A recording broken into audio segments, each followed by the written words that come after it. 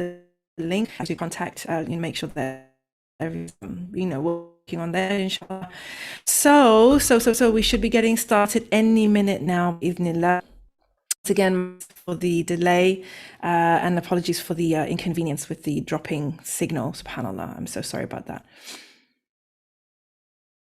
Okay. And yeah, let's see, who are we? Sorry, everybody. Yeah, out of my control, I know, but still, nobody wants to be in a situation where you've got guests who've come to the house and then the electricity goes. So now you're all sitting in the dark and you don't even know where the hostess is. You can't even see her anymore. MashaAllah, you can't see each other. You can't talk. You can't, the food hasn't finished cooking and food is above, and there you go. The electricity goes. Those of us who live in Africa, so-called, we know this. All right, this can happen. Unfortunately, it's a lot of the time out of our hands. So yeah, I apologize for that, but alhamdulillah, it looks like we are going to be okay. I'm meeting my dear colleagues co-hosts now. Ladies, Bismillah from Canada, we've got salam for you. Guys, please just give a warm welcome to coaches Fatimah and Nyla who are joining us. Inshallah, the connection should be okay. You guys, I hope your connection is good because you're co-hosting. So inshallah, even if I drop out, you will be if la qadr Allah, guys, la qadr Allah, if anything happens and I drop out, please just complete your session and then you can just end the meeting because the session is interview and that will automatically on YouTube, guys. So you VIPs, even you guys to go and watch it in YouTube, inshallah. So please, just in case of any problems, if I do drop out and I don't make it back on, just complete the session. VIPs, use the Q&A box, please. These sisters know very well what they're doing, mashallah. Okay, they're in control of this. But if, la qadr Allah, I'm not knocked out, the session should still continue. It will continue recording. All you need to do, sisters, because you're co-host, just end the recording and just end the meeting, if inshallah. Okay, and feel free to put your cameras on for you as soon as you are ready for us. Bi'idhnillah. Salwa says, welcome, coaches. He says, salam, ladies. Rashida says, salam, sisters, welcome. Zainab says, welcome, sisters. Yes. Alhamdulillah. Where are you guys all calling from? I want to know where everybody's and who is actually here, where you're attending from, how things are going, where you forward to our lovely coaches Fatimah and Nyla talking about could you husband, and then we've got our Fatimah, which is after this, and then after that we've got our OG wives panel. So there's a lot happening today, mashallah. May Allah bless us. Assalamu alaikum, sister Fatimah and Nyla, how are you doing?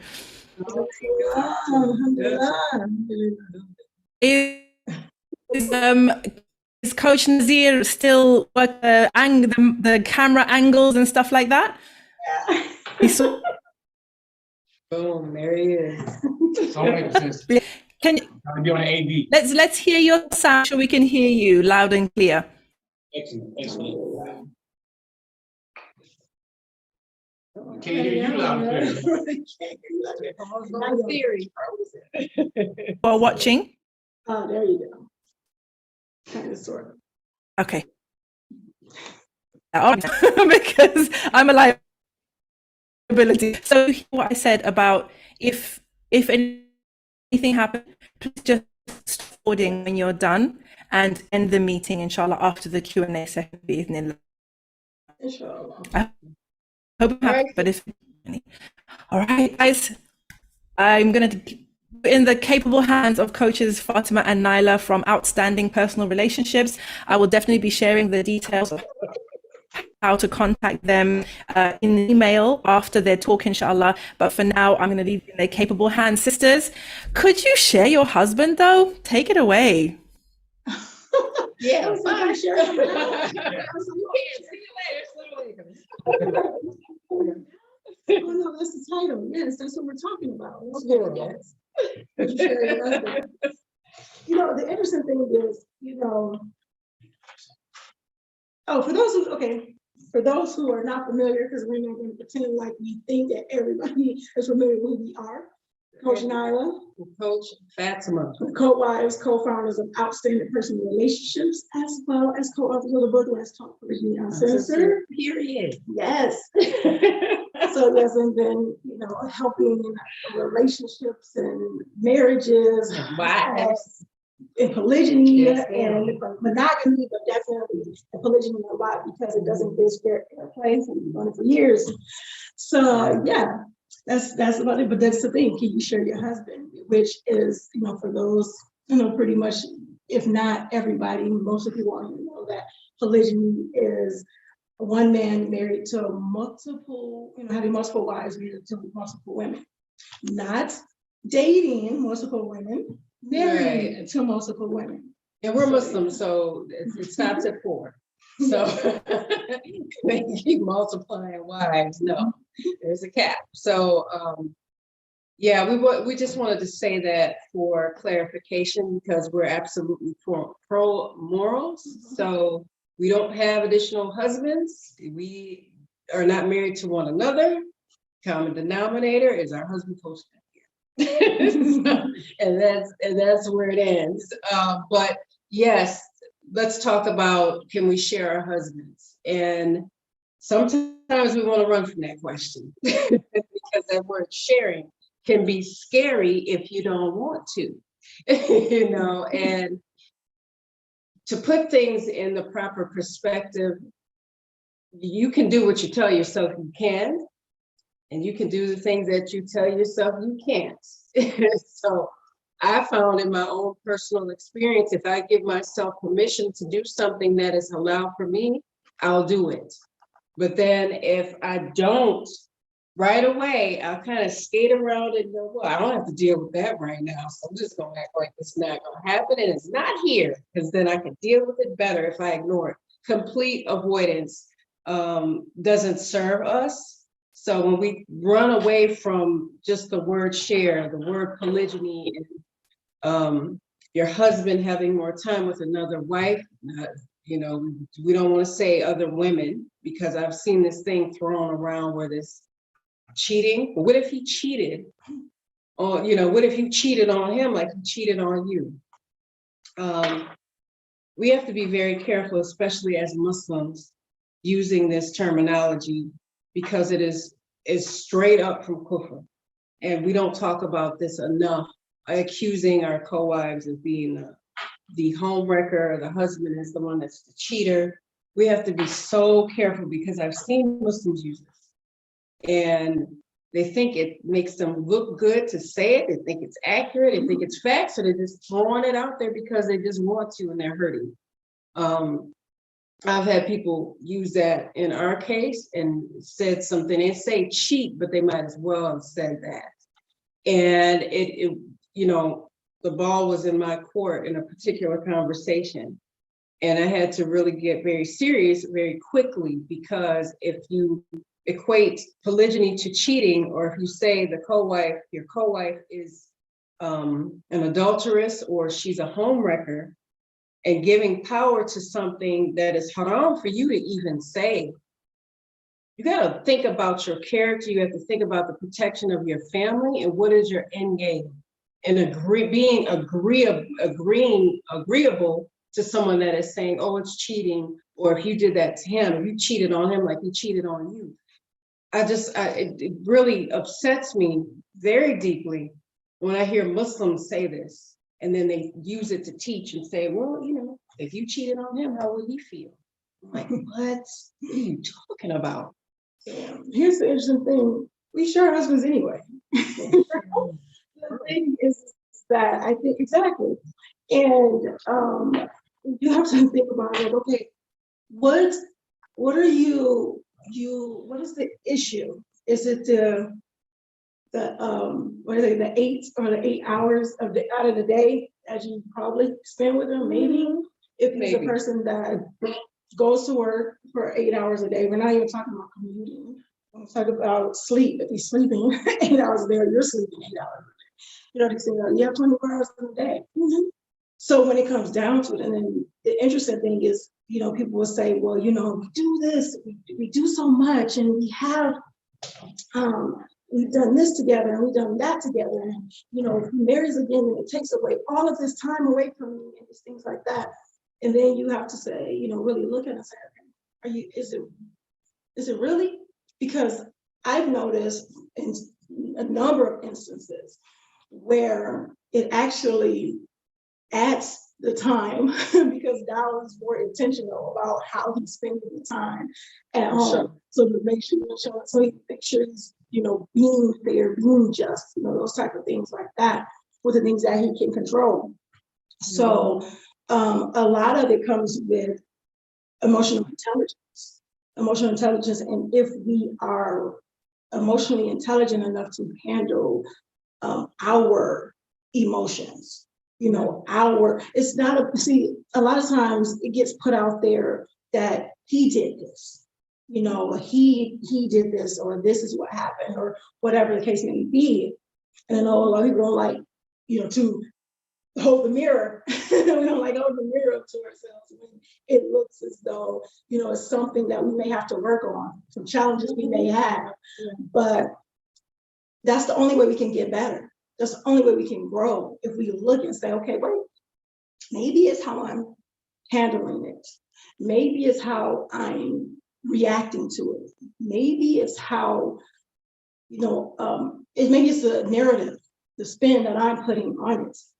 And if we are in a state of emotional intelligence, we can, not saying that we won't get angry, not saying that we won't be hurt, not saying that, you don't have these normal feelings that can come from feeling uncomfortable. However, how are we dealing with those uncomfortable feelings?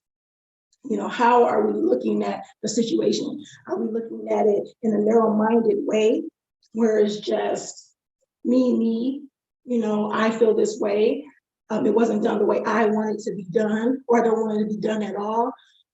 Or is it a bigger picture there? Or is it where we are villainizing the husband and stating that, well, it's only to satisfy his needs, or it's only to satisfy his sexual desires, or it's only to satisfy these type of things, instead of where it's, what's the bigger picture? Am I going to be, if we're in it to win it, and we were in it to win it where it was just us, what makes that different now? Because if we're minding our marriage with that emotional intelligence, if we're minding our marriage, our own personal marriage to our spouse, then that didn't change. But we have to say, okay, are we emotionally intelligent enough to have the uncomfortable conversation? Are we emotionally intelligent enough to really sit back and say, am I making it easy? Because I know I've heard a number of people say, I won't make it easy. So but where does that put your marriage? Because you can't destroy someone else's marriage, nor can someone else destroy yours. That's the job of you if you choose to do it, So emotional intelligence, of course, is a big, big key in knowing if you are even equipped enough to, or prepared enough. And I know some people would just say, well, I'm just not. But the thing is, if that was ever a thing in your life, because you can't control your husband and what he would like to do and what he may think is best for the family and those different things, can you honestly say that, you know what, all this time, everything was good. Things were good. We worked through stuff, we talked through things, but now because he married again against what I wanted, then I would walk away and I would throw all that away. I'll walk away from that. Or would you say, you know what, I'm going to stick and stay, and I'm going to work with it, and I'm going to work through it with him? Yeah, and I mean, you don't need to make anything hard. It already has its challenges. So why do you want to multiply them? That's my thing. And then it's like you got to dig yourself more out of a hole. and it's funny because we have to understand that we're good with letting ourselves evolve. But then when somebody else wants to evolve, and we might have issue with it if it's not meeting the goals that we have for the marriage that we dreamed of. We don't know until we ask, what is the marriage you dream of, husband? What does that look like for you? Because sometimes we think if we're happy, we're great if we're happy. But then we'll kind of limit the happiness of the husband. You know, it's important for husbands to be happy as well. It's important for men to be happy as well. You're not going to get me to sit on any platform and just sit and bash men. The world is doing that enough. They don't need help. That's not something that we practice. That's not an attribute that I want to possess. But we got to look at marriage for what it is. And it's two people that are invested in that relationship, or it should be. So does just one person's happiness matter over the other person? Or do we need to sit down and have an honest conversation about what makes a husband happy, what makes a wife happy, and be real about it? And not just go, well, I want 3 square meals a day and a clean house and this and that, my rights. And there's more to it, because one thing that I learned through the 20 plus years that I've been married is there's a limitation on density, on this mental density, where you're just gonna go, I'm gonna just go this far and that's it. If it goes beneath the surface, I'm done. Just because a marriage is in crisis doesn't mean a marriage is canceled. And we have to understand that it's not, let me just do this little PSA real quick. When your husband enters into polygyny, if he does, things change and they're not gonna be like they were before. And that doesn't mean they're supposed to be. See, we think change means it's getting away of what it's supposed to be. The change comes and then maybe that's what it's supposed to be, because you can't unring the bell. So, you know, you reach a point where you go, well, why am I trying to do something, to undo something that is done? Do you have the ability to do that? No, you don't. It's like Coach Nyla was saying, we can't control anybody. The own parents can't control them. So it's about men and women being grown people and adults. And as an adult, we have to come to the table with the courage to bring up these discussions and talk about marriage, although we might not like or agree with the answer. That doesn't mean the answer is wrong, though. And we have to understand that. So he did it. That doesn't mean everything's figured out, though. Where is the time in which there's polygyny and then there's growth and learning for the husband? And everybody, I had people tell me, oh, Coach Fatimah, making excuses for him. You're doggone right I am. Oh, grace. Because it's called Islam, because I'm supposed to give excuses to the other Muslim, especially when I don't understand something. Don't just come up with your own thing and go, okay, this is my thing. This is how I feel it's going, and this is what it is. Like it's facts. You know, we have to be very, very careful about our assumptions. We've all done it. And that is, and half the time when we have assumptions and we don't get clarity, this is what's creating the assumption, because we're too scared to get the clarity. So we have to be very careful. So if we want to know about polygyny, when our husbands want to do it, when they're thinking about it, if they're in it, we didn't know if they're in it and we knew. We got to be able to ask the questions and not be afraid of the answers, because you can't have it both ways. We have ups and downs. We're coaches, we're people first. So we have ups and downs, and we're not designed to stay happy all the time. We all have challenges. It's about being responsive versus reactive. And we've talked about this a lot. OPR talks about this a lot. And we talk about minding your marriage a lot, because it's important. We're not just sitting here saying this stuff for decoration. People always ask, well, how do you get to hear it? How do you do it? How do you do it? I'm telling you how it can be done and be successful. It's about controlling what you can, and what you can't, you can't. You know? And it took time. Okay, see, for those who don't know, I mean, this is, we're going to chapter 12. So it wasn't always, what you see in front of you. We'll say that it wasn't always what you see in front of you. Now, my co-wife and I, we were always cordial. That was not an issue, not a thing, not a question to That be was the had. easy part. You know, That was the easiest thing I've ever done. you know, Before trouble. so the thing is that, like my co-wife said before, what do you want? What do you want it to look like? And the thing is, and then another thing, you see us, like a lot of times, even if you're watching our videos on YouTube and everything, you do see the three of us a lot. You see, you see us and our husband, or you see us individually, but when you think of OPR, or you think of, you see three, that's what you think, unless you see some of the videos that sprinkle on of the kids. Yeah. It's like 12 deep of them, so it's not even about, it's not just about us. It's not just about, our growth and everything like that. It's actually being intentional. We're saying, what does that look like for our future generations? What are we doing in our marriage, within our marriages that are going to, that, because the children are watching. They're watching. Like you wouldn't believe. And they're affected or infected however we, whatever we provide for them. So if we're providing toxicity, they're going to be affected by that. If we're providing positivity, in showing them that, even though there are challenges, you can grow through those challenges, and you don't have to know everything right then and there. As long as, what is one of the things that say it's okay to be ignorant at first if it's your goal to be intelligent over time. So when it comes down to it, we're ignorant on a lot of things. Even when it came to polygyny, it's like, okay, how do you do this? How does this work? Wait a minute, what are the rights? How do you transition? Should you transition? Should you and your co-wife be friends? Should you not be? All these different things. We didn't have the practicals, of, this is what it's supposed to look like. These are the steps you should take.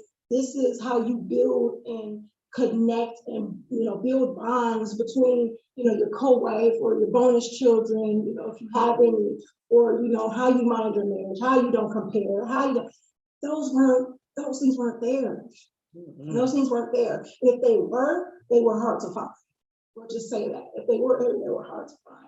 So when it comes down to it, we had to go through the growth and the learning and the finding out this and searching for that and implementing it in our lives to the point where we said, okay, this is where we grew from. And then we're hearing people, we became, I guess we would say, a reluctant heroes, where people say, how did you do this? Well, you're doing this, but I remember it was like this. How did this change? So then it's like, okay, do we just keep to ourselves and try to continue to on our growth journey because we're always growing if we want success? Mm-hmm. Or do we say, you know what? Let's help other people too, at least from where we are right now, at least we can help them so their learning curve is shortened, or that they're not going through the bumps and bruises that we went through to get to where we are today. So it's been a journey, it's been an amazing journey, but it's only that way when you see the growth, when you are intentional with the growth and you say, you know what, this is what I'm going to do. This is, my wonderful co-wife, she made a comment before where she said, I have to make the decision, where I'm like, this is what I want my life to look like, and I'm not going to stand in my way anymore. I did the same thing, and I still do. There's times when I have to give myself this positive self-talk. Coach Nyla have to come out on me sometimes, on just regular Nyla, on a number of times where it's like, okay, why do you feel this way? Why are you thinking this way? Why do jealousy, tinge come through, and everything like, okay, girl, you need to get over this, or you need to work through this. It's like, it doesn't stop. What you doing? It doesn't stop. Like, we're human, so we have our good days and our crazy days and our bad moments and these different things like that, where we are not at our best at all times. Shaitan is, you don't get tired. So you guys see this in front of you, and of course, even behind the scenes, excuse me, It's still great. It's still beautiful because it's that growth that's there. And once you stretch and you grow, you can't go back to where you were. It's like once that rubber band stretches and everything, it doesn't go back to where it used to be. So we know how to go through challenges. We know how to go through things, but it did take, learning it. It did take trial and error. It did take, what we say, courageous communication, in order to do that. Oh yeah, definitely. And sometimes it's good to just have a slow, consistent drip versus just letting the floodgates open, because sometimes people are just not ready for what's going to come out of your mouth. And when you're an initial wife, when you're a subsequent wife, when there's 3, 4 wives, you have to, when we say, oh, you got to meet people where they are. Yeah, you do. Yeah, you do. Everybody's not ready for you to just dump everything in their lap and say, now you deal with it. This is my story. Yours doesn't matter. You shut up. Here's what happened to me. And lending an ear and listening and finding out your personality type is beneficial. And if you don't know that, go to MBTI or 16 personality types.com, I believe it is, and find out what that is, because it can show you're answering. This is not sorcery, crystal balls, or any of that stuff, fortune tellers. You're answering a series of questions based on how you feel, think, whatever the case may be. So, and it will tally it up for you and tell you what your personality type is. It's important to bring it up, because sometimes when you learn what someone else's personality type is, then you see, how do they handle conflict resolution? How do they handle stress? Are they misunderstood oftentimes? And you'll hear them say something and they'll mean something else, and people will take it as a shot, and it's not that. But to learn that personality type will help you understand them more, and it'll make it easier. So sometimes when we want it to be easier, we're not the one to help aid that. we don't want to help make it easier. I could, but I don't want to. And that's just ego. And we have to learn how to get rid of the ego. And being from the West, especially, you get indoctrinated with so much about possessiveness. It's okay to be possessive, but on the right things. Like my husband, my kids, that stuff. And it's just really toxic, because then you get this codependency on these relationships. And then you find yourself very lost when the other person decides they want to do something else. And then you script, you can handle the thing, and then you script of your script. Is that what they did? Because we don't, we want to be so kind and so nice to one another, and we should be, until we shouldn't. And in the case of men marrying more than one wife, we got to understand the minds of men. Part of understanding the mind of a man is understanding that you won't understand it all. Okay? And we want to. And we want to tell men sometimes how to be men. I don't understand. One of my clients said, well, I need to find out why they're this way. Why are the men this way? I'm like, somebody could draw you a picture and everything else, and that thing will look like a chemistry set. And you'll still go, but why though? I want to know why. And we're just not in them. We're not men, and men aren't women. So it has its limitations to understand why they feel and think the way that they do. And you could sit there and look at your husband and say, okay, I want you to stop thinking like a man. Stop it now. Just cut it out. That doesn't work. The same way they could tell us to stop thinking like a woman. I want you to think like a man. And we go, I don't know how to do that. But he's supposed to know, you're supposed to know the inner workings of his mind and desires and the goals that he has and the drive that he has. I got drive, I have ambition, but it's in a different way. But when we start digging too deep and trying to go too far with it, we need to stop and say, this is how Allah built this person to be this specific way, and quit trying to change that. Because if the brother says, I want to practice polygyny, and then we'll go, no, I don't want you to, or I'm out if you do, or whatever it is, whatever the case may be. I'm not trying to diminish anybody's marriage contract. However, what I will say is this. If the brother wants to practice polygyny and we go, no, or I'm out, I'm gone, I'm taking the kids and all these threats which oftentimes can be very empty and shouldn't be there anyway. But even if he doesn't do it because he just wants you to just get somewhere and quiet down or stop threatening him, that doesn't mean you've extracted it out of his head and he ceases to want to do it anymore. What happens is there's this resentment that can build over time. And then we go, I don't know why he's not close to me like he was before. But if the brother's saying, this is what I see for my life, and you saying, no, you don't get to have that, because I'm in control of your life and I'm in control of what you get to do and think about and what your vision is. You don't have to always see his vision. You don't always have to agree with it, but you don't have the right to rob him of it. And we don't want to talk about these things because they're ugly to talk about. It's not fun to talk about, but I'm hurting. We so engulfed in our own, on a tirade, but I have to. We're so engulfed in our own pain that not for a split second do we think maybe our husbands are in pain, or they're afraid, or they're just crippled with fear that I'm gonna leave, I'm gonna take the kids, I don't want you no more, I'm not happy with you, I'm ungrateful, whatever the case may be. If a man is not sitting there in front of you saying, I'm afraid to fail, or I'm scared to marry again because you might leave me, or give me a threat, or say I was a bad man or abusive to you, because see, that happens too. I'm not gonna say he's abusive because he wants to do polygyny, but I ain't gonna tell anybody else that, because then I'll look good when I leave. I'm telling you now, a man that enters in polygyny and everything is not set how he wants it to be, and everything's not smooth like he thought it would be, he was hopeful. But if he doesn't have any hope, he's afraid. And we need to be okay in hearing, look, I don't have it figured out yet. I'm still learning. I'm still new to this.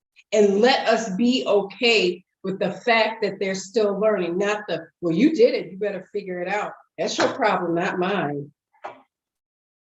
Because it's not affecting us directly. You don't think it is. It's affecting you directly when your husband is stressed out.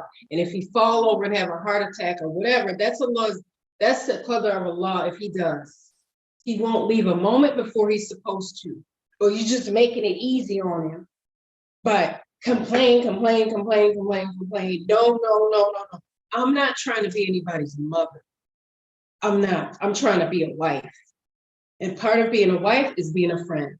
And we better understand that, because we're not going to understand everything that goes to the mind of a man. And why should you want to? That's it. All right, y'all. Goodbye.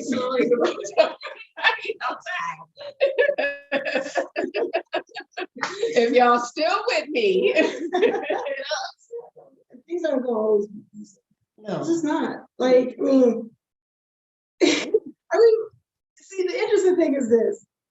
When it comes to polygyny, we can make every excuse in the book to bash it. You know, we can say, it's not easy, it's not direct, it's, you know, it's challenging, it's going to cause a lot of changes, and, you know, these type of things.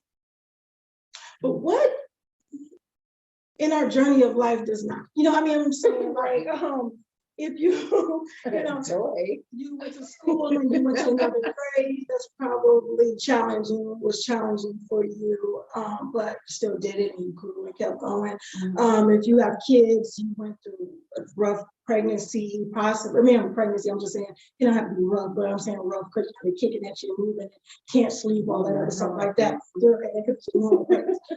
you go through those type of things like that, and then the birth, and then the raising of children, these different things. Yeah. But we'll look and we say, well, that's just life. That's just life. That's just, you know, I'm going to go through this. I'm going to learn it. I'm going to go through it. But when it comes to, if your husband says, you know what, I want to practice polygyny, another form of marriage that's been around, predates Islam, long time, and wants to do something moral. But see, a lot of times it's like, okay, how is this benefiting me? if it doesn't, if I don't fit, not that if it doesn't fit me. There's so many ways we've done a number of videos. So how Check it out on it goes. YouTube. But if we don't see it, I don't see how his marrying someone else benefits me. So, no, you know, so this is issue, you know, these type of things. So, you know, we understand, I mean, all of us, we understand that challenges happen in life. We understand that, you know, you go through pain and grow through it and you learn through the process, and then you come out better on the other side. People say, well, does it kill you, make you stronger? And when you stretch the muscle, it's all these different sayings. What doesn't kill me, better run.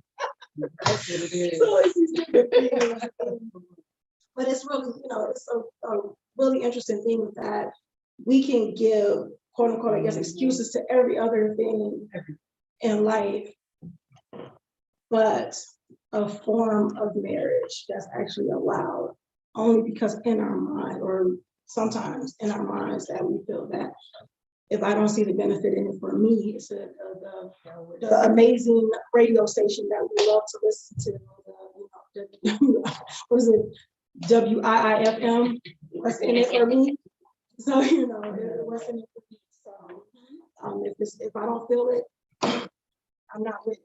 Right, and I'm gonna ask you something really quick. How much time do you have to be happy with your husband?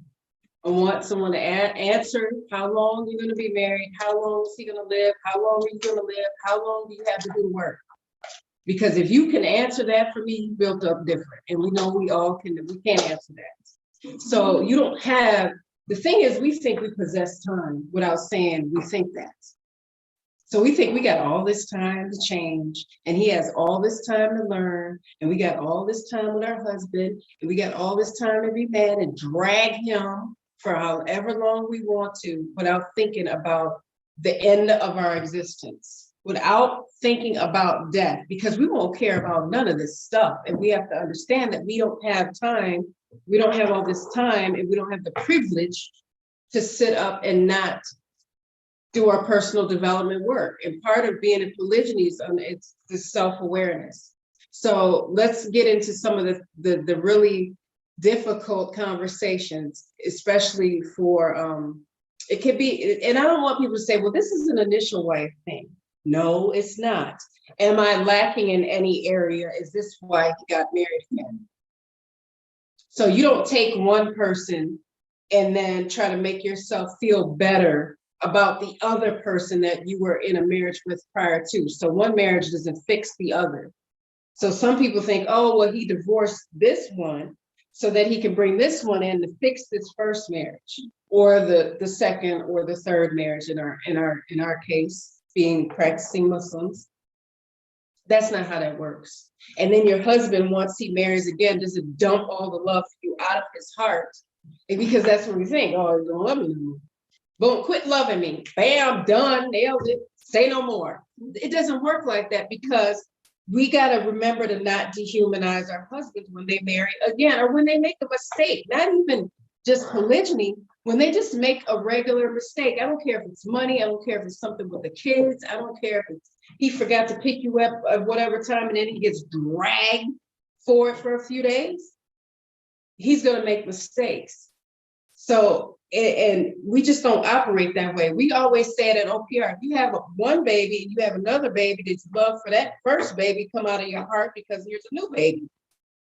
And then any of you that say yes need to go somewhere and really get intensive therapy, because that's not how that works. And we all know that. But because it's polygyny, and then because it's polygyny, trying to get in here, see, trying to get in the Successful Wives conference, but because it's polygyny, then we go, oh, that's it, he doesn't love me. But the baby thing, the example was cute, Fatimah, but you know, I know he doesn't love me anymore. And then most of the time, the man ain't even said that to you. That's something that you've come up with all on your own, because it's assumption, because there's got to be a harsh reason why this happened. It's got to be. He must hate me now, you know? And in my case, it's just like, I got asked a lot, you said, You don't want to know how sick I am right now. I'm sick of you being in my face, asking me, am I sick, child? Back up. I mean, it was just this constant, do you have cancer? Somebody actually, I have cancer. And I'm like, why I gotta be sick? Why I gotta be dying of cancer? Why I gotta be old? Why I gotta be too young? Why I got too many kids? It was so many things because people had to come up with a reason why. Somebody asked me, why now? Why did he do this now?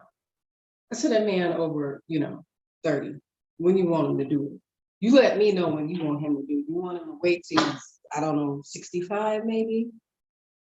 I don't know. What do you think? They couldn't say nothing because you sound dumb. You just sound stupid asking me that, And this is the thing, there's so many, it can be so many challenges when it comes to bullying. I think that's a big fear too. And there can be so many challenges that can come with polygyny. And we actually help with that too. I mean, not just with our videos and this beautiful, wonderful conference right now. We actually have a free gift for you guys. Of course, I guess it's a gift for free, right? So yeah, we got it down 3 ways to win a polygyny. And you can get that at outstandingpersonalrelationships.com/3 ways. And it actually helps with some of the challenges that, we get, that people think about. Yeah. Where it goes into things that we may have, the questions that we may have as far as, why, like sometimes, like you said, you have people come to you where people are like, well, is it this, is it that? Sometimes we have that in our own, we have that ourselves where it's like, well, am I lacking something? Am I, like Coach Harper said earlier, it's like, what, people ask these questions, do we not love me now? Does he not love me anymore? So of course we talk about that, and I probably went really fast when I said where you can get your gift from, your download.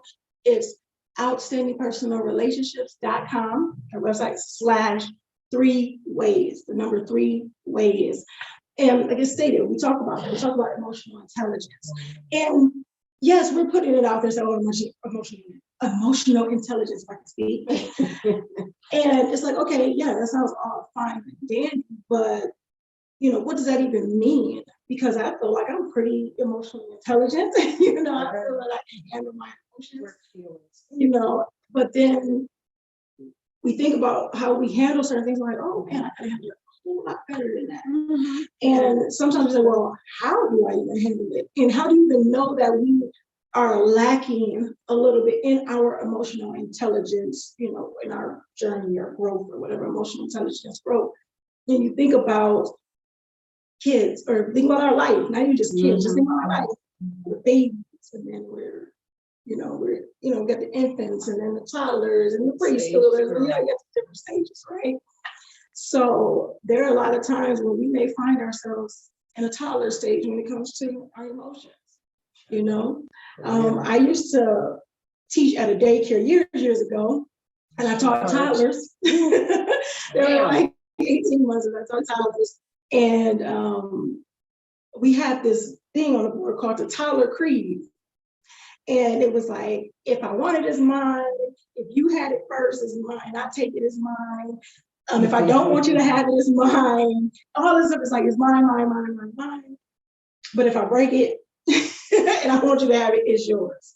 Type of thing. So it's like, if something's wrong with it, whatever, then you can have it if you want to. If I you want to, if I want you to have it. So I don't care if it's broken, unless I give it to you, you can't have it.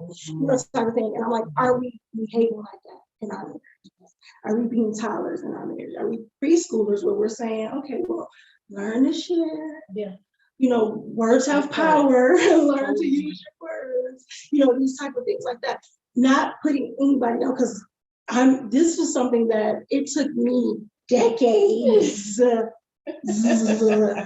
learn. Being a person who could get very emotional, was called a crybaby, that people like, oh, well, life makes you cry. All these different things that was put in my lap of how I handle things. I had to learn, and I'm still learning. But like Coach Dr. said, you talked about the personality type. And then I learned that, and it was just so much easier to understand me and learn more and learn in a way that works for me. So yeah, those even those things, and like Coach Fatimah said, it's not always a first wife thing. You know, people say if we say certain things, they think that automatically we're talking about first wife, or automatically talking about initial wives. It's like that's the mental. It's like that's the bias. It's not the way it is. Because that's the victim. People tell themselves that the initial wife is always the victim and skip everybody else behind it. It's that thing. Like you don't have a voice as a subsequent. I don't care if it's 2, 3, 4. You don't have one. Or you don't get, or you don't have this, or you don't have this fear that you may be lacking something. Even as an incoming wife, I was like, okay, well, why am I? Yeah, that's why the me? thing too. You know, why me? Totally. And then it's like, okay, well, you have this wonderful. Well, why am I here? Or the point of, okay, well, what if the kids don't like me? Or how do I bound with the kids? Or, you know, can I say certain things that bother me if they did something that could have caused some issues without, you know, blowback. You know, exactly. So it's all these different things that is not just, the feelings, even though people say, well, okay, well, you're saying this stuff, so, you know, you're talking about initial wives, or we're talking about initial wives because these, which is true. All the feelings are valid because the feelings are yours. However, how are we handling these feelings? How are we handling these challenges? Yeah. And I said, and I'm gonna say it again, you can go and get some answers to those in your report, your download. The 3 ways to relent. I can't speak to that. 3 ways to relent in polygyny, at outstandingpersonalrelationships.com/the number 3 ways. So yeah. And you know what? Let's also talk about the emotional manipulation and making the husband the bad guy. Because see, in order to have a victim, you got to have a bad guy. You can't have a victim without a bad guy. And a lot of the times that's the husband. Majority of the time it's the husband, and then it'll start branching off on the wives, and then it might go down to your baby's bonus babies. And it's a big old hot mess. One thing that I know, and I've said this before, that if families are messed up, it's because the people in them messed them up. And it's not something that happened overnight. And it's not our job, like the old folks used to say, if there's a pot of on the stove to boil, it's not your job to stir it. So we have to be very careful about making our husbands the villain, because we see ourselves making him the villain. Our children see us making him the villain. Our families see us making him the villain. I remember, I'll give you an example. I had a horrible day just because I don't know, it's because I woke up. I don't know what it was, but it was trash from start to finish. And then somebody topped it off with asking me, and I'm like, she gonna ask, here we go. And I was in a line at a store, and she was this lady was a clerk, and I used to know her from network marketing. And I'm like, she gonna ask, because she looked like she want to ask me something, but she better be ready for what's gonna come up out my mouth. So she wasn't, and yay for me. But she asked me, was I divorced? And I thought that was a kind of peculiar question, but I know why she asked me. And I said, no, I'm not divorced. And she was like, well, how are you doing? With her neck broke on me, y'all. I'm like, I'm happy. And it's just like time stopped, because she's almost like, happy. Okay, how are you? Are you happy? Because most people don't say they're happy. The day was trash. I said, it was horrible. But in that moment, I said, is it my job to sit here and give her a laundry list of the day I had, or give her the overall statement of what my life is and what I'm grateful for in it? And I'm like, I gotta be grateful for where I am, because I could be dealing with so much more. And I could be dealing with so much drama, and I'm not. I just had a bad day.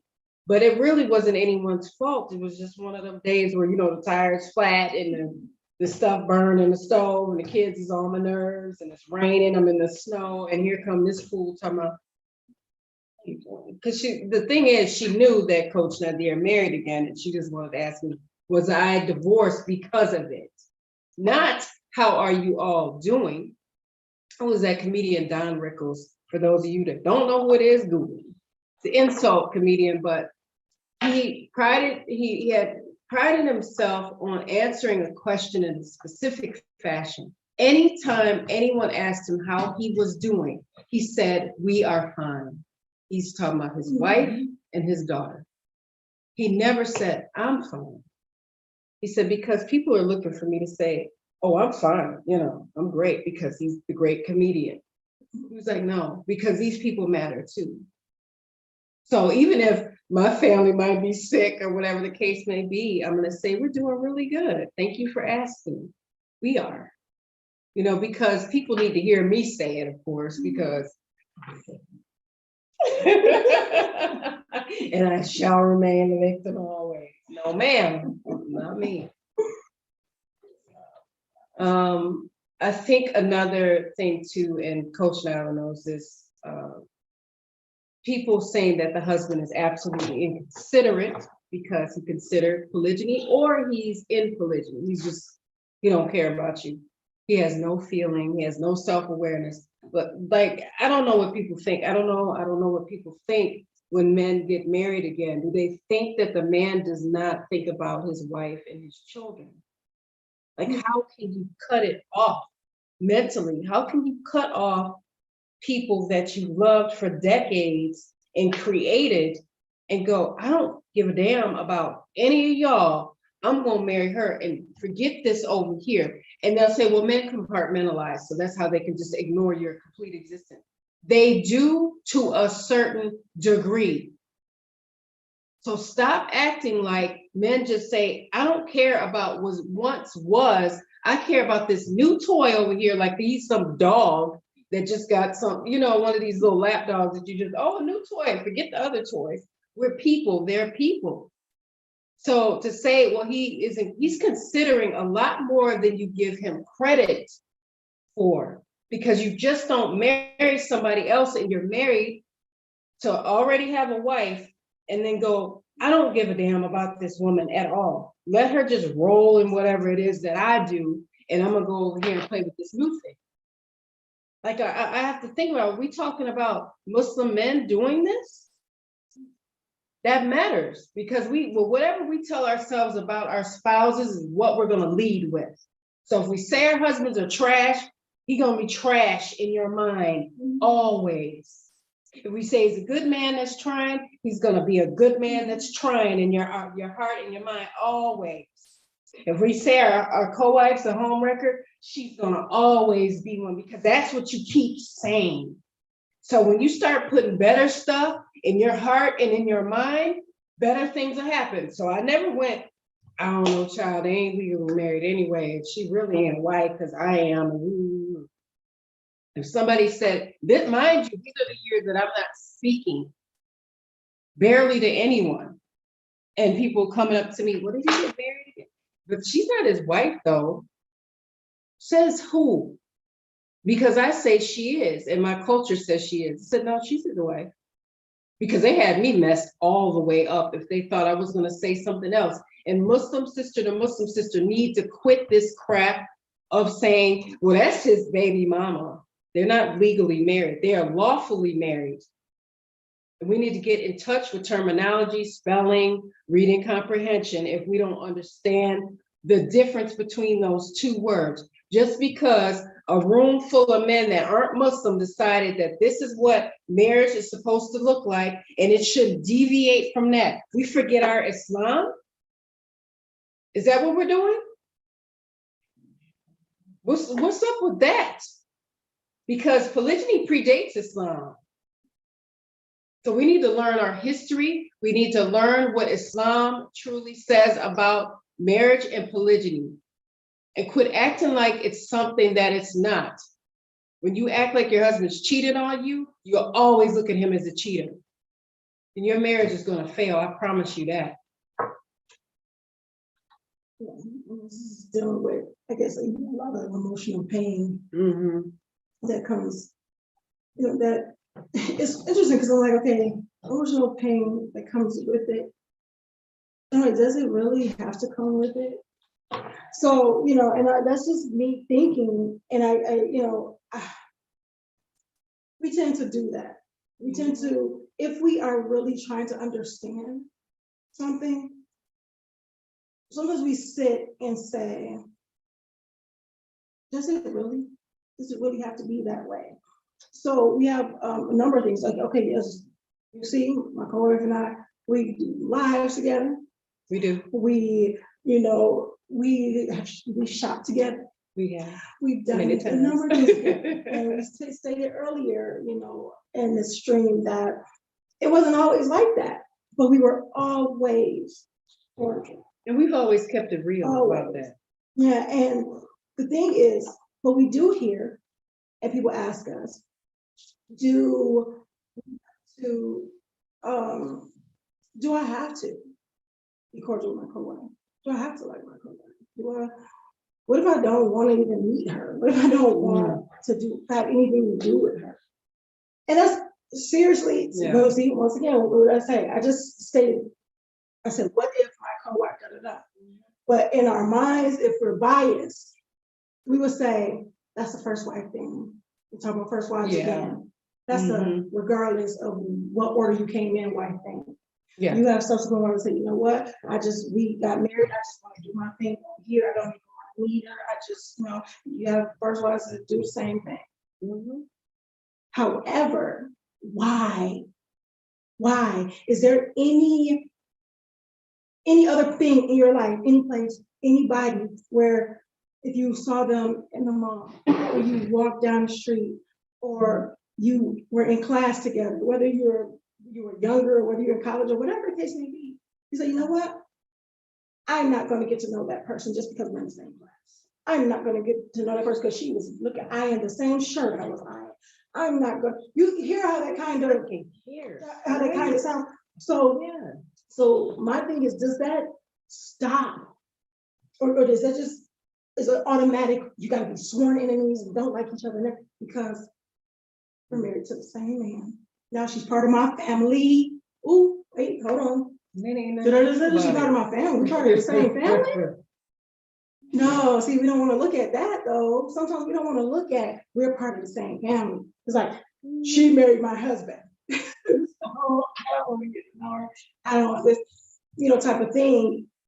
But when we start changing that narrative, as Coach Fatimah said, from something negative to something positive, then our heart softens to learn about another person, to see how, this person operates and the benefits that you both can have to each other and how you can have to the whole entire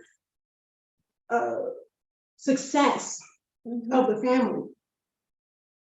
So, that's the thing, is the narrative we put on things, the feeling or the mood that we put on things that can cause us that can make or break the relationship.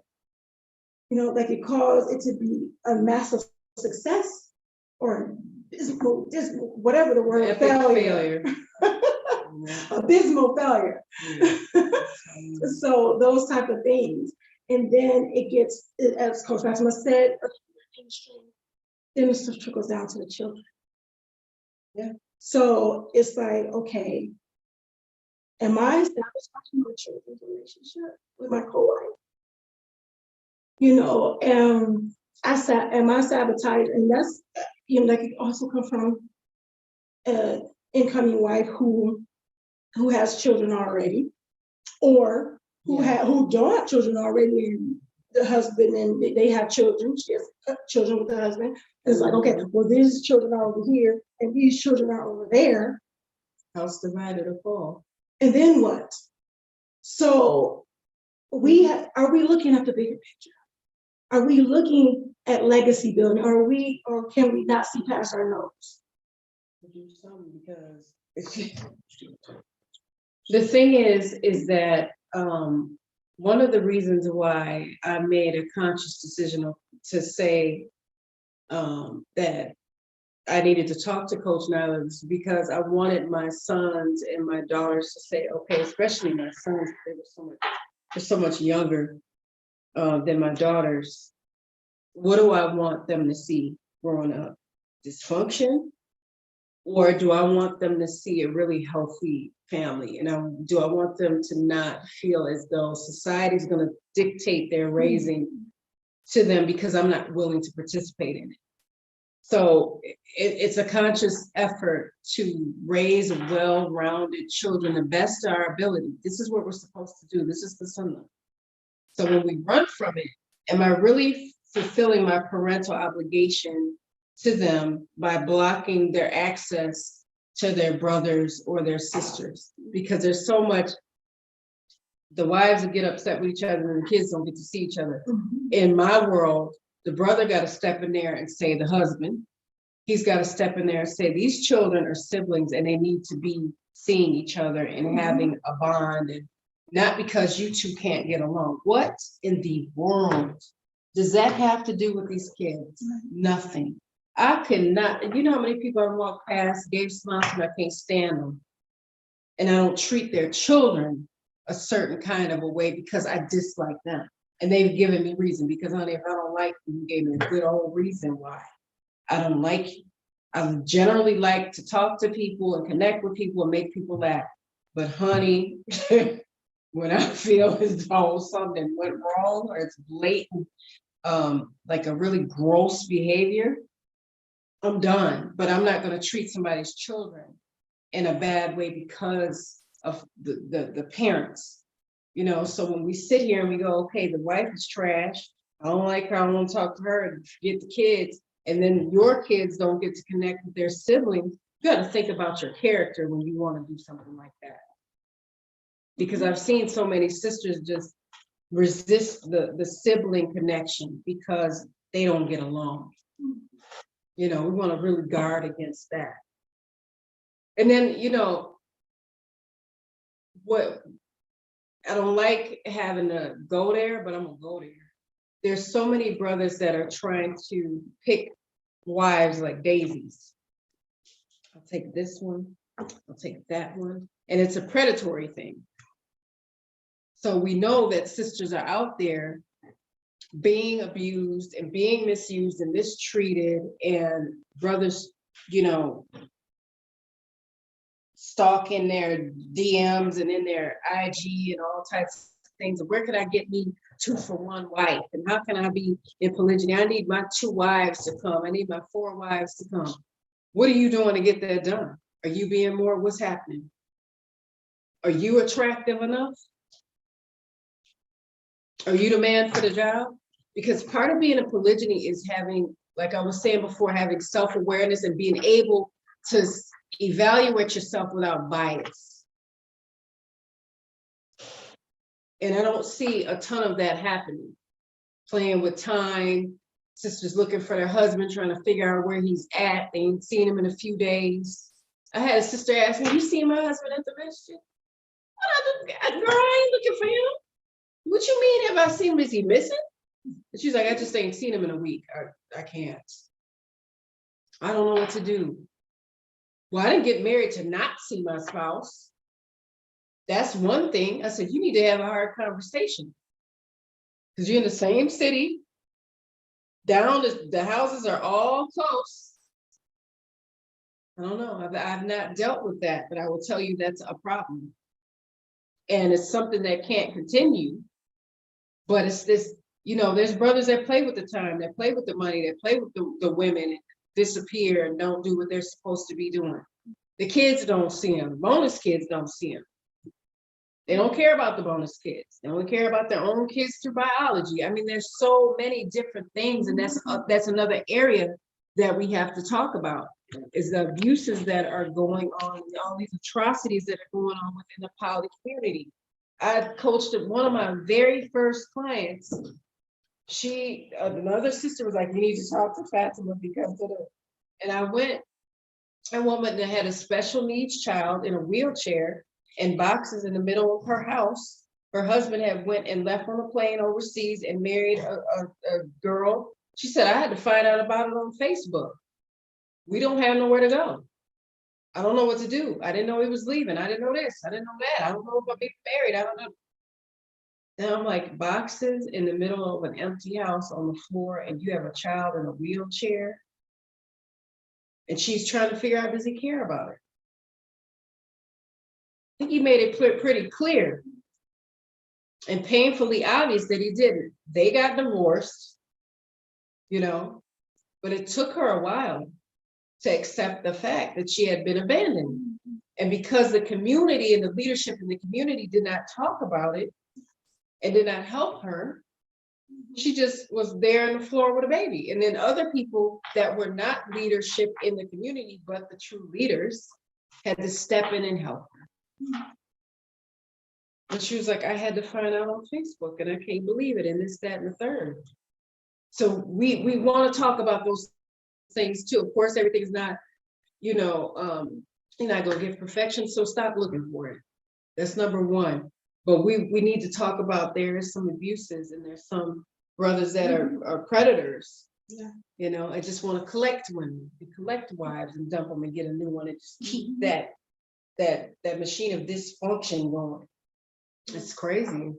And then we actually then do, even for those, because I know everybody who are watching, they're not Muslim, but for the Muslims, we do state, especially if you're like a convert or a revert or anything like that, we say, you know, learn your deen, you know, learn your Islam, you know, be, you know, learn it at least a year, you know, a year in, you know, 1 or 2 or whatever it is, when it comes before, you know, you seek out marriage, because you do have people, you have it all around the board. It doesn't matter. You have, you know, my thing, I said, people are people are people. People are gonna be people.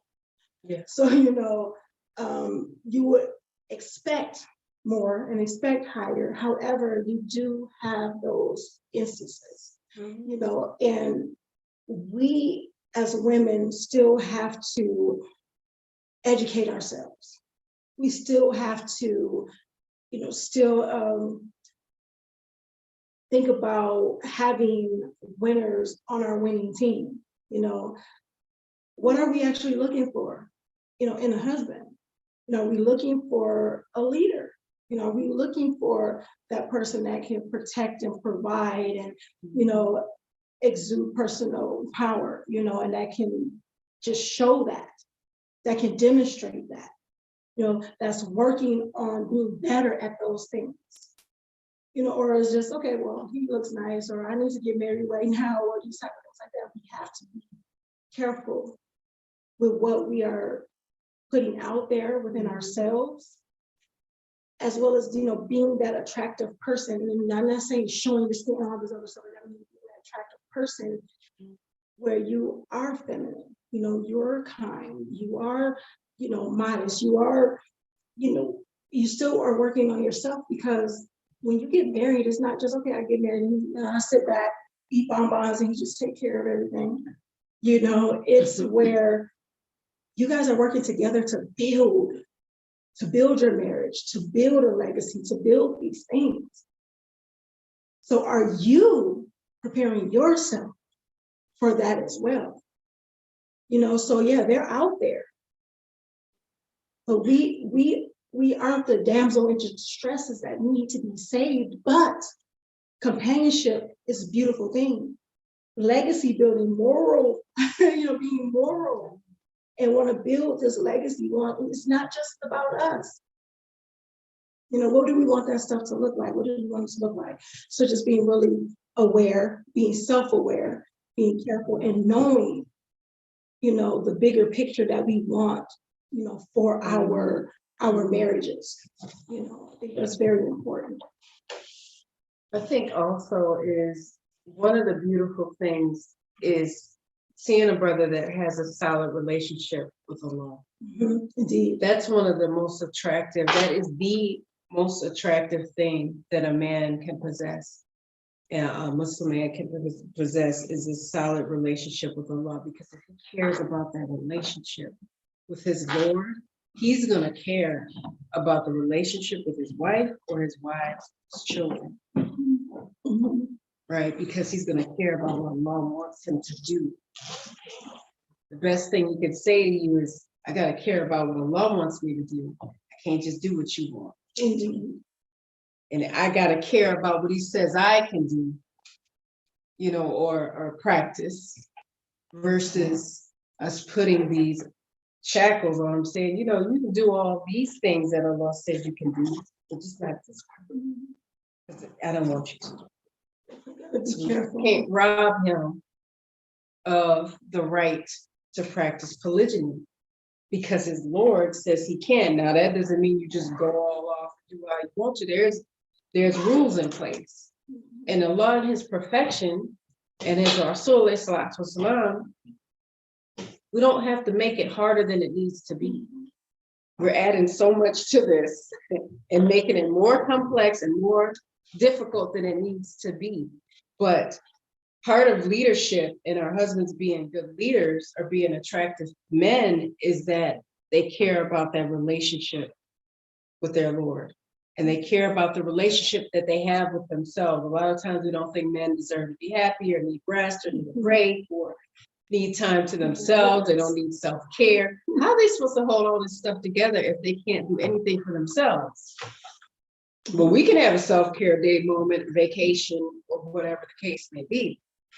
You know, so it's very important to understand that part of leadership and part of a man being attractive and being more is that relationship with Allah, and letting it be solid, and being a support for that to happen, and not making it difficult or standing in the way of the success of the role of leadership.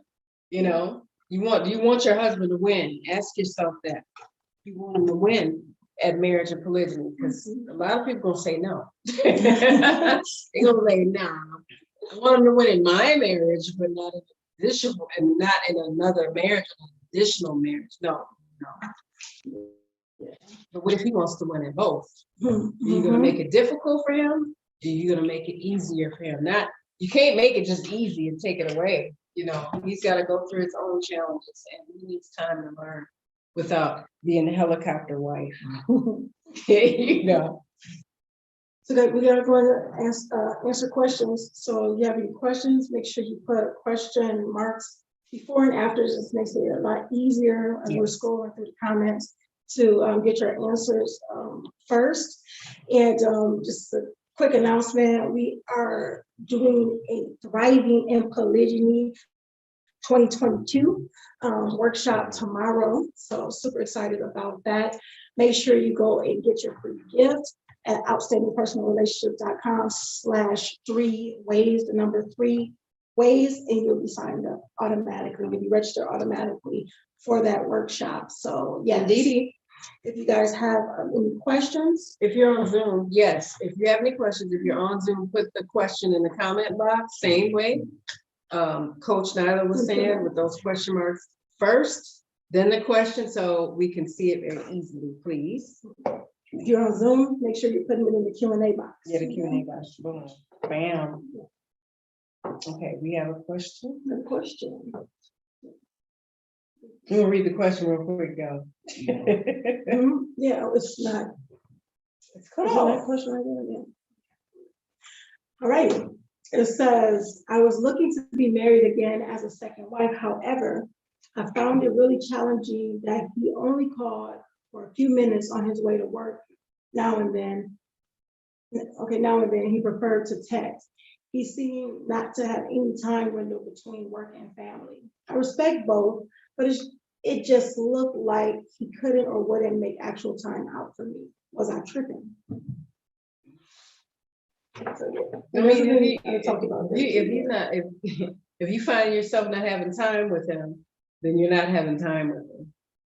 You know, if a few minutes a day is a few minutes a day, that's not time. You know, and that's why we're stressing the points about the rules that are in place about women, their wives in polygyny and their time, because it matters a great deal. There's a punishment attached to playing with time and wives and polygyny. So if you're only getting a few minutes of your husband a day, you're only getting a few minutes of your husband a day. And I don't call that time, you know? So quality time is not a couple minutes a day. So you need to have what we call a hard conversation. And she's looking at him being married. Okay. Yeah, nah, it's really not a good look. And you got to think about, if a man is doing something like that now, how is that going to show up in a marriage later on? You know, exactly. He's going to continue this long term. You know, is that what the marriage is going to look like? Yeah, like my co-wife said, is, you know, definitely thinking about that type of thing. Of course, Muslim marriage is not this whole, you know, oh, we're dating and this and that and trying to see this and everything like that. You know, the best thing, have your wakil or wali deal with that.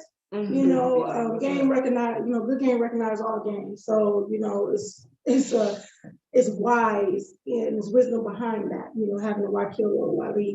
Those who don't understand what that means is, you know, your guardians, the male guardian that, you know, looks oversees that and everything like that. So, you know, the am I tripping? You know, it's certain things we can feel for the most part, how things may look. And I think, you know, sometimes as incoming wives, we feel we have to do a lot of sacrifice, you know, in order to be married, because society says that, you know, you are the incoming wife, you are the one that has to, like, you know, what are you bringing to the marriage? What are you bringing to the table? And it's like, not what are you bringing to the marriage with your husband? It's like, what are you bringing to this new family or this family as a person? So a lot of this pressure, you know, is on you to say, okay, well, I can do this, that, and that. I can, you know, I can tap dance, I can cook, I can, you know, I can cook while I'm tap dancing. You know, so a lot of these different things. However, then you say, well, you're only going to get this amount. I can't get with the piece of my love, you know, like, you know, you can't have all of me, you know, whatever. But yeah, so that type of thing. But when, you know, we have to be serious as wives, you know, you want to be a wife, you have to be serious in what you are, you know, doing and attracting as a potential wife. You know, so like a lot of people talk about, or, you know, we've talked about it where, you know, you make the kitty cheap. So you're not going to be, you know, looked at in this high regard or this high standard of being a wife. You know, you'll be looked at as being a side chick, or you'll be looked at as like, well, I'm going to give you what I'm going to give you, because you're not putting yourself in, you know, a level where you say, you know what, this is what I want the marriage to look like. So we're not doing all this, you know, marriage stuff until we're married. You know, we're not, you know, this sneaking around or this, you know, this time here and these stealing moments here and these different things like that. We are already setting ourselves up for failure or to be, you know, trampled on or run over or whatever, played with by what we are doing and what we are allowing. Yes, it could be like, okay, well, he's a good man. Like, well, if he's that good of a man, then he's going to demonstrate that not only with his wife, now he's going to demonstrate that if he wants to marry you as a wife, and you say, you know what, when we are, you know, when you have it, when we're going to be married, then this is what it's going to look like. Then he's going to be good enough, he's going to be that good to say, you know what, this is a person that's holding me accountable, I'm going to do this. It's not always be easy. I'm not saying it's easy to say, but it's definitely, you know, very important. You got to teach people how to treat you. You have to.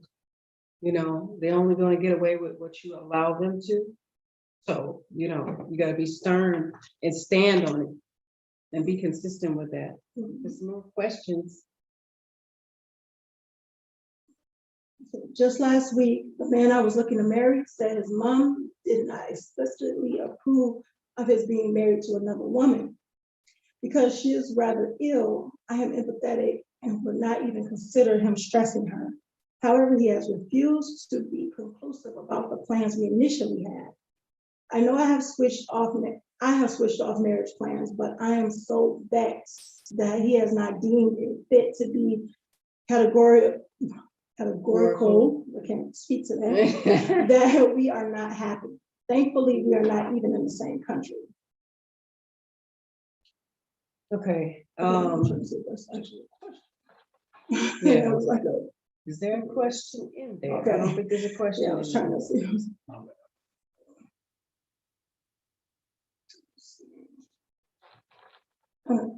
How do we encourage women, the younger generation especially, to accept that we are not entitled to seeing our husbands daily or our children seeing their father daily due to the potential prospect of polygyny in the future? Here's the thing. We don't try to dictate to people what their poly schedule should be. But in our case, in our family, for example, we see Coach Nadir every day, and our children see him every single day, every day.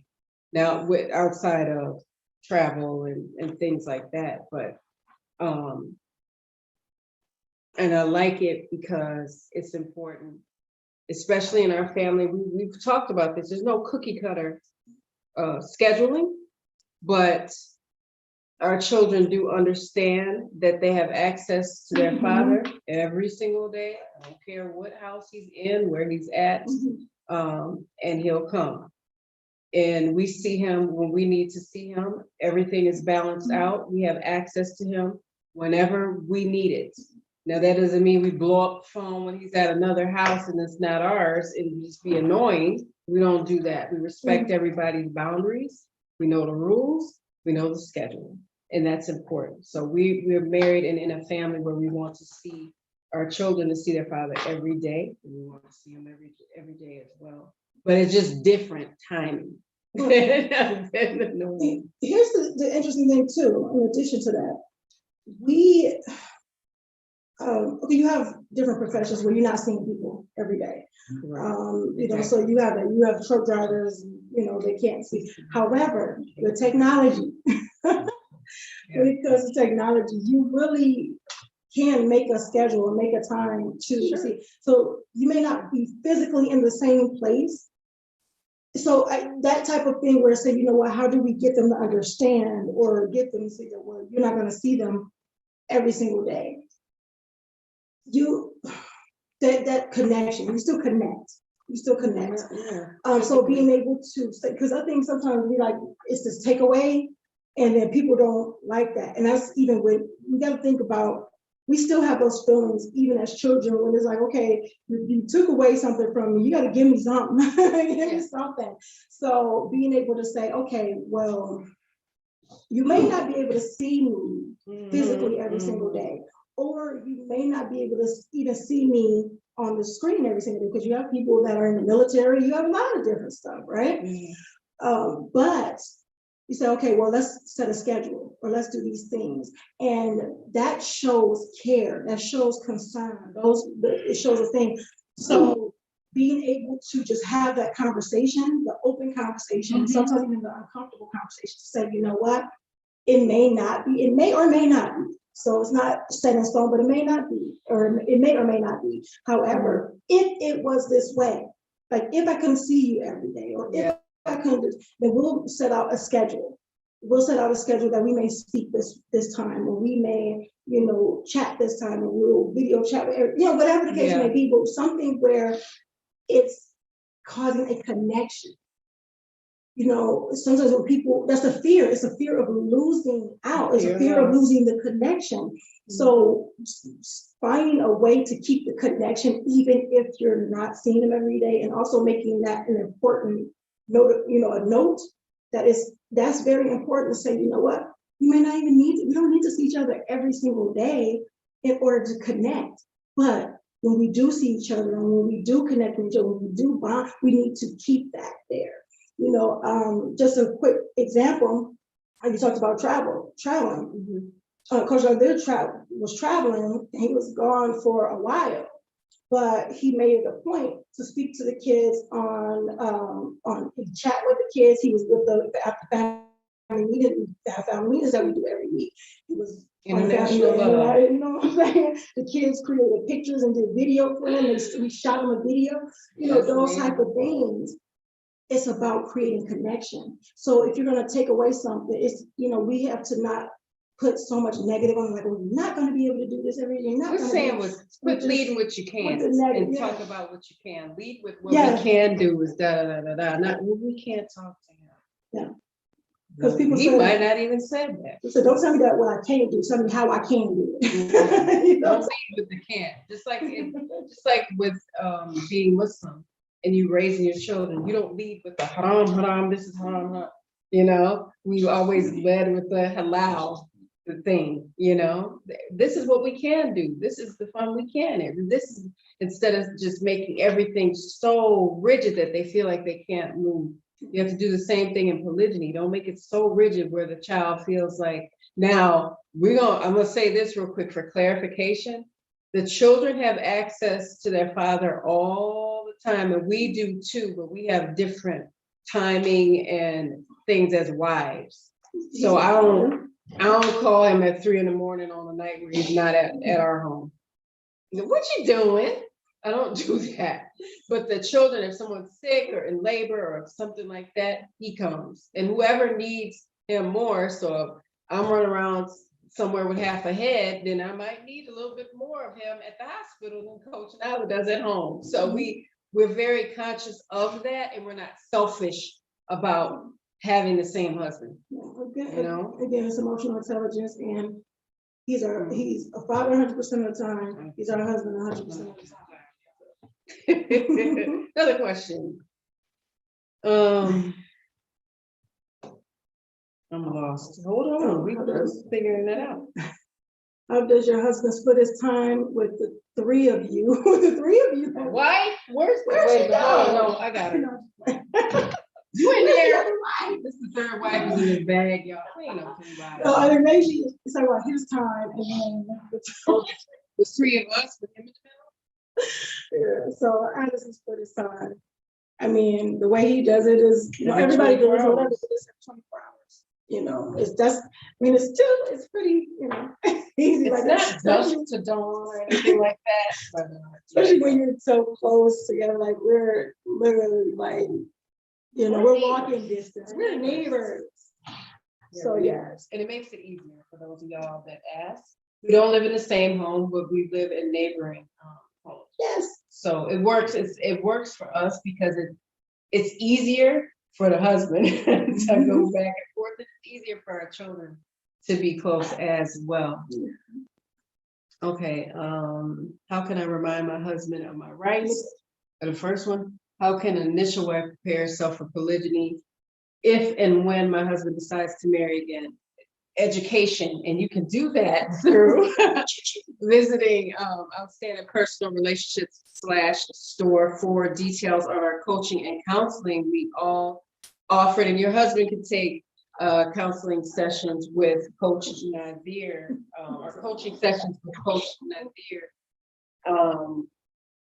He has. We all have amazing courses. There's things on YouTube as well. Please study the videos on YouTube. And I always encourage people to, you know, take notes on those videos too. And don't just watch the initial wife videos, the subsequent, or just Coach Nadir. Watch them all, because you'll learn something about initial wives, co-wives, husbands from different perspectives. What's great about OPR is we have 3 different perspectives, and that really helps when you're in polygyny. Absolutely take advantage of those things.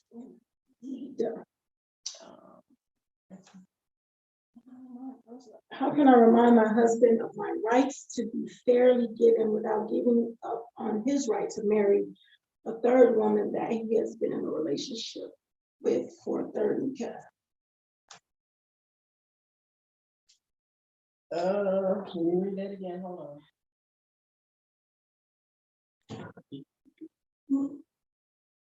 I mean, when it comes down to it,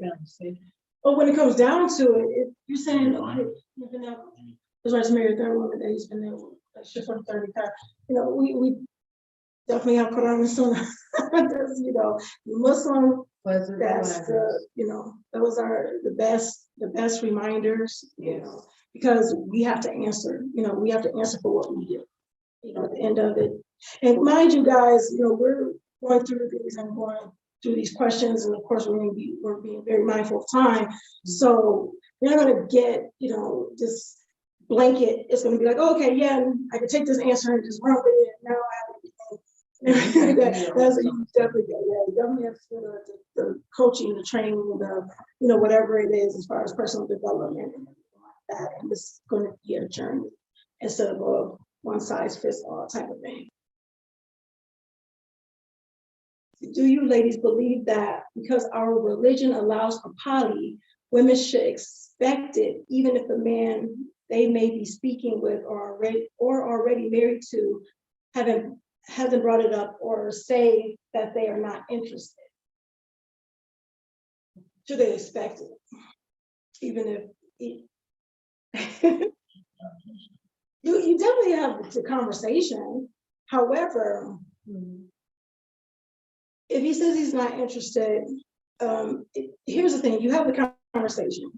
Have the conversation to allow the floor to be open. Allow him to know that you're open to speaking about it and having these conversations. But you have to be willing to show him that you're open. That you're not saying, well, invite him. You're saying, well, if you do this, then, I may want to leave you, type of thing. Then that doesn't make it an open, where he's, feeling comfortable. There's a threat attached to the openness. So, yeah. We don't want to do that, but invite him to talk to you and tell him that it's okay to talk to you about it. You don't just invite him and then, like they say, kill a fly with a machine gun. Oh, you could talk to me, but I'm gonna shoot it down immediately and I'm not gonna listen to you. Invite him, make it a safe space, make sure you listen to him when he's talking to you, because that's where the answers lie that you may be looking for. And ask questions, and if the brother don't have the answers, he's allowed to not have the answers because he has not been in polygyny. And even if he was, he is still learning too and needs time to do so. And don't let it plague your relationship. Don't let it plague your marriage. If he states that he's not or whatever, you let it be a safe space to just keep saying, okay, well, maybe one day he's going to come, maybe one day, because now you're not present, you're not being in the moment with growing with your husband. Just know that, you did the floor open and, can visit it from time to time. You don't want to be paranoid with it and create this anxiety, you don't. That's true. So true. It's fair to say that the average woman expecting polygyny gracefully should only expect to reward in the hereafter. The husband has some benefits in this life, such as more wives and children, and he also has more burden of responsibility. But from the initial wife's perspective, especially, I can't really say any gains. You miss out from your husband's time and money and exclusivity. If you tell yourself certain things, you believe it. So we said it earlier on, and Coach Nyla was talking about, if you're going to share your husband, I don't care what you do. You're going to share him with whoever is in his life. I don't care if it's wives, his children, his friends, brothers at the masjid, animal or mineral. You're gonna share him with this world because he doesn't belong to you. So he doesn't exclusively belong to you. And I'm here to tell you, and I've been an initial wife for a long time and nothing else. So I understand your concern. However, one thing about the most beautiful thing about our husbands is that they belong to their Lord, just like we do. Because somebody asked this interviewer, I think it was Larry King, would you want to live forever? And he was like, well, yeah. And the person that asked the question, and those of you that don't know who he is, he was a legendary interview journalist or reporter, something like that. But he interviewed a lot of celebrities and said, well, yeah. And the person that asked the question said, well, I don't. Because then you have to watch everybody that you know and love pass on. And you have to be left by yourself. So he didn't think about that. He was too busy thinking about this life and all was in it. And you're going to be dead longer than you're going to be alive. And we said that, if we know it, and sometimes we don't have a warning. of when that's going to happen. So when we sit up and we say, you know, God, this life has nothing to gain. Where are we getting the good deeds from? The testing ground that we're in right now, which is this life, so that it can carry off into the next life. And I've said this before, when we start saying our husbands, we got to think about how much time we take focusing on that man and not Allah.